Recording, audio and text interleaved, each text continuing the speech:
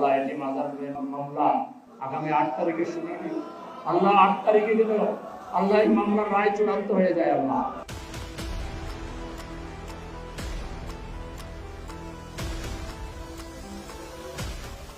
জুলাই বিপ্লবের পরে অনেক রাজনৈতিক নেতা নেত্রী মামলা থেকে খালাস পেয়ে তারা বের হয়ে এসেছে, কিন্তু এই আন্দোলনের অন্যতম পুরোধা জামাত ইসলামের সাবেক ভারপ্রাপ্ত সেক্রেটারি জেনারেল এবং সংগ্রামী মানুষ মিথ্যা মামলা, তার মামলাটা একেবারেই ডাহা মিথ্যা।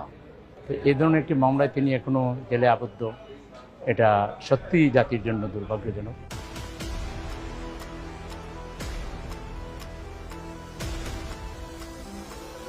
আমরা আশা করব, দেশবাসী আশার আলো নিয়ে বসে আছে, আমরা আল্লাহর কাছে ফরিয়াদও করব, এই মজলুম মানুষটার প্রতি অবশ্যই আদালত সুবিচার করবেন।